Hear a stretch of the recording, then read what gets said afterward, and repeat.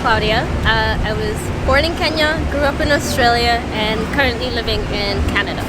My name is Pedro and I'm from Rio. I lived all my life in Rio and I love this city. Growing up in Kenya, I was quite young when I left, so I don't really recall very much of my experiences there outside of living at home with my family and my grandparents. I would say most of my formative experiences were in Australia. And growing up there I moved there, at a difficult time. I was just approaching teenagehood and moving to a country that had different cultures, a different way of living, different way of doing things. They speak English, but Australian English is completely different to any other type of English. I also went from, growing up in Kenya where everyone was, dark skinned like I was, moving to a country where I was always the only one. So it was tough. It was really hard. I struggled a lot in adjusting to life there, but we made it. I believe I'm not the best person to tell big experiences in Rio. A lot of people had a lot more experience than I. But I think main thing that made me love this city it's because I never transported me by car a lot. I've always walked a lot in that city and took a lot of public transportation, and it made me know some places of it in a way that I wouldn't if I went by car or I would stay at home. And I think, in my opinion, it's because Rio it's not a city that's very continuous. It's a city that's discontinuous. There are a lot of places that are a lot different from each other, very close to each other, and at the same time. I would say Australia and Canada are pretty similar in terms of culture. In that it's very white. And then Kenya being the most different to those two. In terms of which culture I most relate to, I would actually say none of them. Seeing as I left Kenya quite young, when I go back to visit family, I don't really relate to their experiences. I also don't really relate to Aussies very much. And Canada, I've only been there for a few years. So I would actually say the culture I most relate to is Latin American culture. I feel like Latin American culture has a little bit of African, or actually a lot of African culture in that family is so important to them. But then I feel like, and maybe this is also just from my experience growing up in Kenya where I was still super young and very sheltered, I just feel like Latinos have this passion for life and this want to enjoy life that I didn't get to experience growing up in Africa, in Kenya. So I just feel Latinos, I feel more comfortable. I just feel more more relatable with them. I actually wanted to come to Brazil for a really long time. I first met a friend of mine back in Australia who was on exchange, and he was from São Paulo, and he told me a lot about Brazil, a lot about Brazilian culture and the huge influence that Africans had on Brazilian culture, and it made me so curious to learn more about it.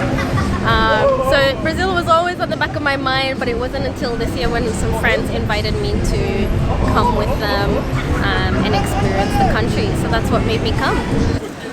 I believe Brazil, in a general way, it's a country from the future because the world is starting to pay attention in ecological stuff and all, and Brazil it's a very central country in that debate. I think the old third world countries are going to be very important in the next century, and Brazil is going to be one of them. Even Rio, it's a good example because we have two big green huts from the city, the Tijuca forest and the Pedra Branca forest, and the city it melts in it. Why should people visit? Well, first of all, I always encourage people to travel. So if you wanna, meet different people and learn about different cultures, definitely encourage coming to Brazil. Brazil is pretty unique compared to other countries in South America just because of the heavy influence of African culture and the slaves that were brought here by the Portuguese. I feel like Brazilians are also very proud to be Brazilian, and it's always cool to see the love for different, how people express their love for their country in different places. Aprendi sobreviver, vida dolorida, para de sofrida, encher a barriga é preciso suar, banho de caneco, partiu pro puder, ai, My initial impression of Brazilians is that they love to party. And it's just good times all around, and so far I've definitely seen that. I've also seen their insane love for football. So yeah, that's been my experience thus far, and it's been awesome. We love it. I think most of us love it. Like I think tourists, when tourists come here, they get it and they tell it to the other people from the world, people abroad, that we are very warm people. We are here to receive. We are here to welcome everybody with no disrespect. I think they're quite open. A lot of from my experience, I haven't met many Brazilians who do speak English, but I find that they are curious to meet foreigners and to try and converse with them and understand, what made them interested in coming to Brazil. My experiences have been pretty positive with the locals, so yeah, it's been awesome.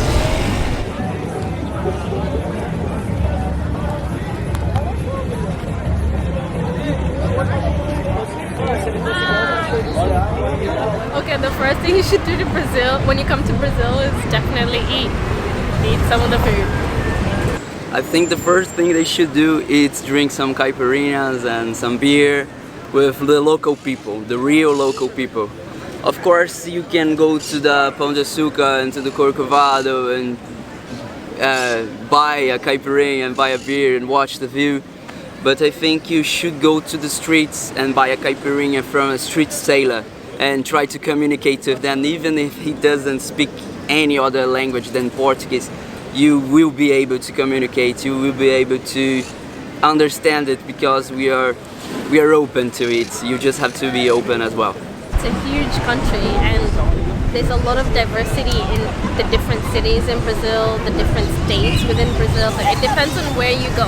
You can go up to the north, Bahia, and you can go to a small fishing village, or you can go see some of the African settlements, or you can come to Rio and experience the beach, or you can go to Sao Paulo and experience a totally different city. It really depends on where you go.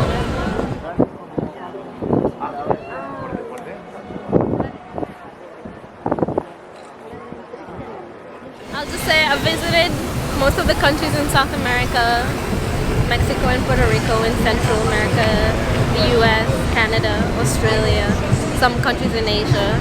Europe so far is the only continent I have not visited. I went once to Chile.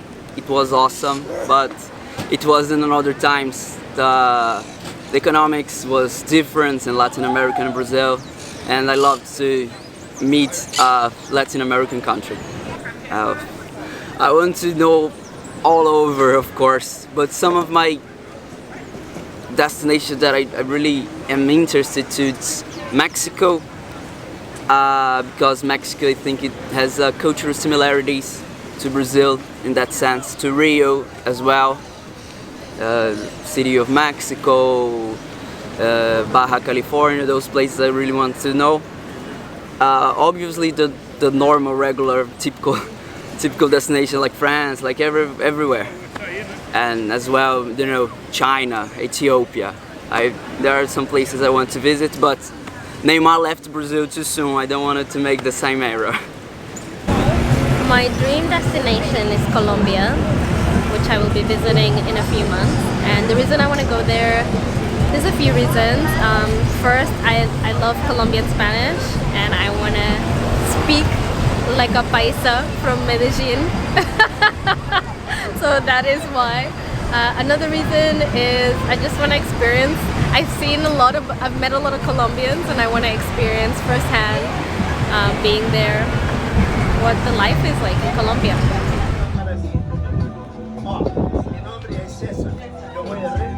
I'm not here to lie. Rio is not the safest city in the world, even for the people in Rio. For being honest, Rio is not that safe even for cariocas. It's not the safest city in the world. But to be honest, there are places anything will happen to you and you still have contact to the real culture of Rio. I believe it's not that safe, but if I wanted to give you, a tourist, someone foreign, an advice, if I would give an advice for someone that's visiting Rio, it's not have preconceived notions about the local people, because we are very curious people. We want to know where are you from, we want to meet you. And then I think some foreigners get kind of scared about it because the stories they heard, but it's not true. You are completely safe everywhere where a tourist guide or a friend of you say it's cool, it's cool. And I think a good advice is be open, like we are open, and be generous. Try to be as most generous as you can be, and don't be like when we were in Lapa and people were afraid of a guy that was selling Mentos, you know? This is the last thing you would do. 2 reais is like 25 cents of dollar, and it helps people here, some people. So if I wanted to give you advice, be as generous as you want to be. People are really open. They are not here to take anything from you, but you can help them a lot. Well, to be honest, I've always only ever traveled solo, so I don't know anything other than traveling solo. In terms of my experiences, I've had positive and negative experiences. I don't know if that's to do more with the fact that I was alone. I've had more positive than negative experiences, though. I found people are pretty approachable once you try and engage with them, and they're always willing to share their experiences, and I love meeting people in my solo travels. In terms of safety considerations for traveling to Brazil, I spoke to a lot of Brazilians in Vancouver, and they all had a lot of bad things to say about Brazil, but honestly, I've had a great time here. I think the only thing I've been conscious of in Rio was having my phone taken from me, but I think it's just a matter of being street smart wherever you are. That can happen anywhere.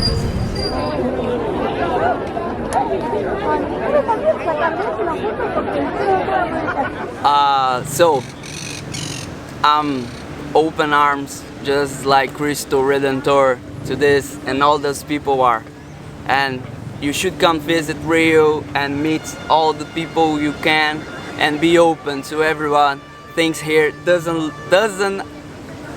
things here are not what they look like, and you should be open to everyone. Deco, vamos tirar a